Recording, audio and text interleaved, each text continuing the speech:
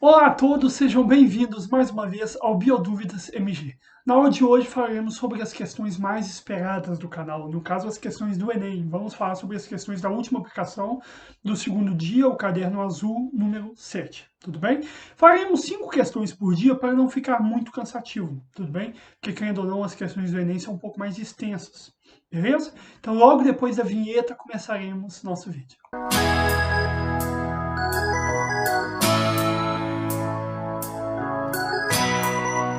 Galera, questão 93 vai estar falando sobre a esquistossomose, doença causada pelo agente etiológico, na verdade, Schistosoma mansoni. Gente, a esquistossomose, ela tem um ciclo de vida bem interessante. O que acontece? Um homem doente ou infectado, ele vai para perto de algum lago ou rio, acaba defecando próximos desses locais ou através de um saneamento básico inadequado e nessas fezes apresenta ovos do Schistosoma mansoni, tudo bem? Esses ovos, quando caem na água, eles se transformam em larvas ciliadas, que são chamados de miracídios. Os miracídios, eles vão infectar o seu hospedeiro intermediário, que no caso são os caramujos, geralmente do gênero Bionfalaria. E dentro dos caramujos, essas larvas vão sofrer uma modificação, se transformando em cercárias, que é a forma de penetração ativa no homem, beleza?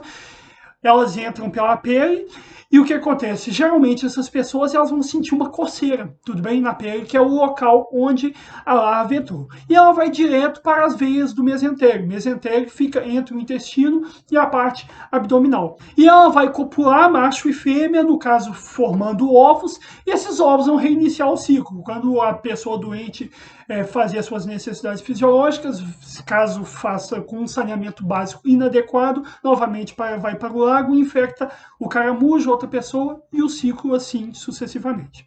Galera, a questão 93 diz o seguinte: a esquistossomose, barriga d'água, caracteriza-se pela inflamação do fígado e do baço causado pelo verme Schistosoma mansoni, esquistossoma. O contágio ocorre depois que as larvas do verme são liberadas na água pelo caramujo do gênero Bionfalaria, seu hospedeiro intermediário, e penetram na pele humana. Após o diagnóstico, o tratamento tradicional utiliza medicamentos por via oral para matar o parasita dentro do corpo. Uma nova estratégia terapêutica se baseia na utilização de uma vacina, feita a partir de uma proteína extraída do verme, que induz o organismo humano a produzir anticorpos para combater e prevenir a doença. Uma vantagem da vacina em relação ao tratamento tradicional é que ela poderá, galera, a vacina, ela tem uma imunidade ativa, tudo bem? Que ela estimula a produção de anticorpos dentro do corpo. É diferente um pouco do soro, que já vem os anticorpos prontos. Como que é a vacina? Eles colocam o antígeno, ou seja, o próprio parasito, ou no caso, se nós estivermos tratando de vírus ou bactérias, colocam o próprio agente etiológico, mas enfraquecido, ou seja, atenuado ou morto, que consequentemente nosso sistema imunológico vai conseguir destruir e guardar uma memória imunológica. E essa memória fará com que, se aparecer esse vírus, ou bactéria, ou parasito, no caso, novamente, o nosso sistema imunológico vai conseguir combatê-lo, beleza? Então, vamos ler o enunciado novamente. Uma vantagem da vacina em relação ao tratamento tradicional é que ela poderá impedir a penetração do parasito pela pele? Não, não é essa a intenção da vacina. Eliminar o caramujo para que não haja contágio? Não, pelo amor. Primeira coisa que os caramujos são extremamente importantes ecologicamente. Todas as espécies, querendo ou não, dentro da teia alimentar tem alguma importância. C. Impedir o acesso à esquistossomose especificamente para o fígado? Não. Não é essa a intenção da vacina. Eliminar o esquistossoma antes que ocorra contato com o organismo? Não, porque tem que ter contato com o organismo para poder, no caso do sistema imunológico, matar o agente. E eliminar o esquistossomose dentro do organismo antes da manifestação de sintomas. Perfeitinho. No caso, é essa a intenção da vacina contra a esquistossomose ou contra o esquistossoma mansoni. Galera, a questão 96 diz o seguinte: no quadro estão apresentadas informações sobre duas estratégias de sobrevivência que podem ser adotadas para algumas espécies de seres vivos. No caso, nós temos aqui a estratégia 1 e a 2 e as suas variáveis. Quanto ao habitat, a espécie 1 é mais instável e imprevisível. Tudo bem, não dá para se controlar muito bem. Já a estratégia 2 ou o indivíduo 2 é mais estável e previsível.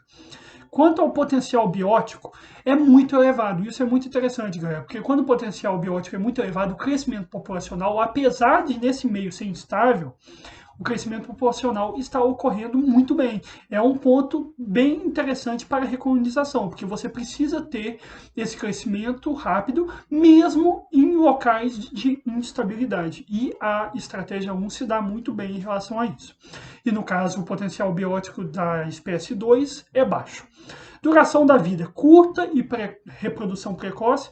Curta não é bom, né? Uma vida curta, mas uma reprodução precoce gera mais indivíduos, tudo bem? Do que o 2, que apresenta muito menos indivíduos por uma reprodução tardia.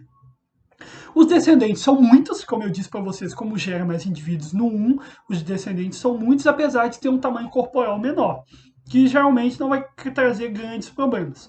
Já no caso de estratégia 2, poucos e com tamanho corporal maior. A próxima estratégia, tamanho populacional, é variável, no caso de 1, e no caso do 2 é constante. No caso, não dá para se controlar bem essa estratégia no 1.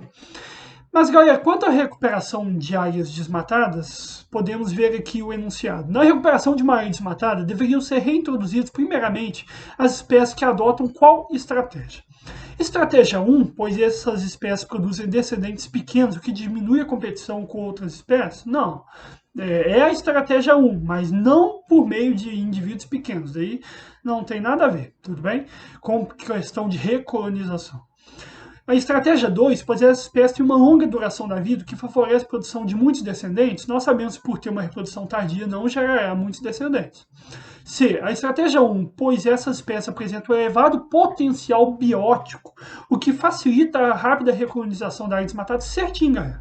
Por quê? Quanto maior o seu potencial biótico, maior vai ser a rapidez na sua recolonização da sua área, tudo bem? E também um outro ponto favorável para ser a estratégia 1 também é que essas espécies estão acostumadas com ambientes estáveis, como é o caso de áreas desmatadas. D. Estratégia 2, pois essas espécies estão adaptadas a habitats mais estáveis, o que corresponde ao ambiente de uma área desmatada. Pelo amor, a área desmatada não é um ambiente estável, é muito instável. Estratégia 2, pois essa espécie apresenta tamanho populacional constante, que propicia uma recolonização mais estável da área. Não é isso que o exercício está nos pedindo. Então, galera, a melhor estratégia seria 96, letra C. Galera, a questão 97 fala o seguinte: as cutias, pequenos roedores das zonas tropicais, transportam pela boca sementes que caem das árvores, mas em vez de comê-las, enterram-nas em outro local. Esse procedimento lhes permite salvar a maioria de suas sementes enterradas para épocas mais frias, quando não há frutos maduros disponíveis. Cientistas descobriram que cutias roubam as sementes enterradas por outras. E esse comportamento de ladroagem faz com que uma mesma semente possa ser enterrada dezenas de vezes. Interessante isso, né, galera? Essa ladroagem está associada à relação de... Beleza.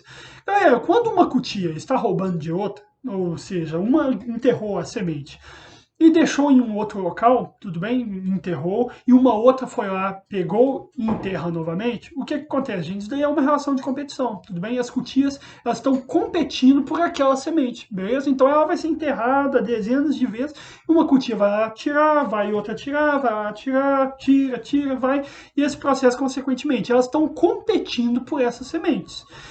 Então, galera, essa ladroagem está associada a qual relação ecológica? Sinfilia. Primeiramente, que eu nunca tinha ouvido falar até hoje de uma relação de sinfilia, não. Predatismo.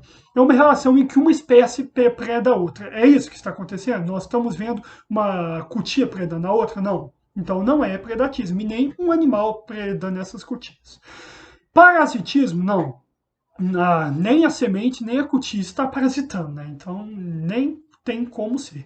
E comensalismo, galera, também comensalismo não é, porque é uma relação positivo-neutra, onde, no caso, podemos citar o tubarão e os peixes que ficam ao lado dele se alimentando dos restos que eles comerem, tudo bem? Então não é esse tipo, no caso, não é o que se representa. Então, galera, qual é a letra D? Competição. A questão 99 diz o seguinte: a cada safra, a quantidade de café beneficiada é igual à quantidade de resíduos gerados pelo seu beneficiamento.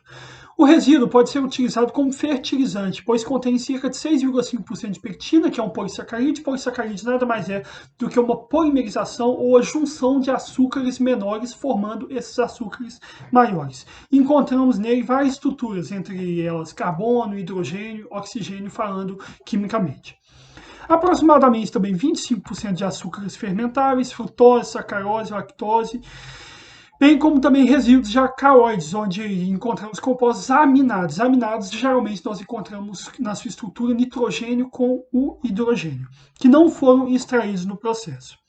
Esse resíduo contribui para a fertilidade do solo, pois possibilita a reciclagem de carbono e nitrogênio.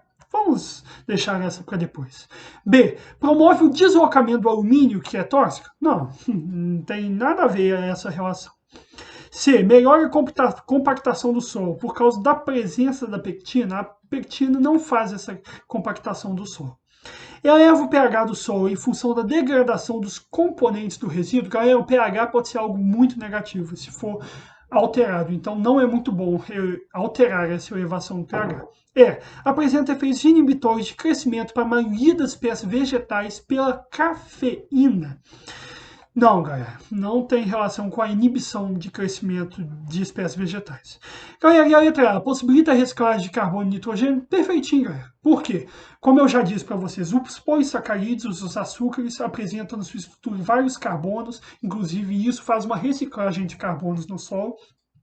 E no caso, os compostos aminados, eles apresentam grande quantidade de nitrogênio. Nitrogênio é um composto importantíssimo tanto para a produção de suas proteínas, quanto para a produção de açúcares e também para a produção do nosso material genético, DNA. Beleza?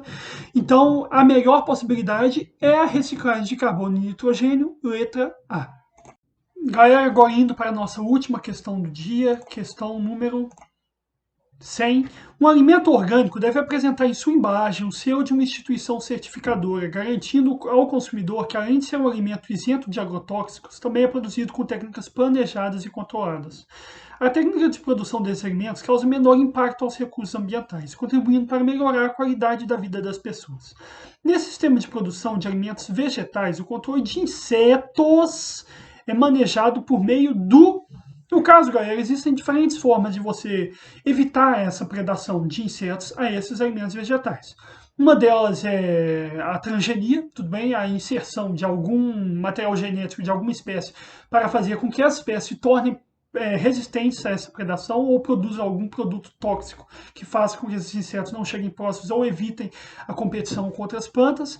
Mas no caso aqui, eles estão falando mesmo sobre o controle de pragas. E o controle de pragas geralmente ocorre por o quê? Predadores naturais, tudo bem? Você insere um predador natural que não fará mal à lavoura e, consequentemente, você fará o controle daqueles insetos sem prejudicar sua lavoura e muito menos sem colocar toxinas, que no caso são os agrotóxicos, beleza? Então, letra A. Prática de adubação verde. Isso não vai evitar a predação de insetos. B. Emprego de compostagem, não seria isso. C. Controle de irrigação do solo. Irrigação do solo também não vai evitar a predação de insetos. Letra D. Utilização de predadores naturais, perfeitinho. É como faz esse processo sem utilizar a transgenia. E já a letra E, uso de sementes inoculadas com rizóbio, que no caso seria uma transgenia, que geralmente vamos encontrar um Tzinho. Mesmo que pequeno nas embalagens, vamos encontrar um Tzinho, que significa transgênico, beleza? Mas não é o caso, porque não está havendo uma mudança genética nessas plantas, sim um controle dessas pragas por meio dos seus predadores naturais. Assim finalizamos nossa primeira aula, espero que tenham gostado. Qualquer dúvida podem deixar nos comentários. Se gostarem, se inscrevam no canal, deixem o like. Também assinem o sininho de notificações e feliz Dia das Mães a todas as mães do nosso Brasil. Elas são muito importantes para nós. Nós não teríamos vida sem elas, né?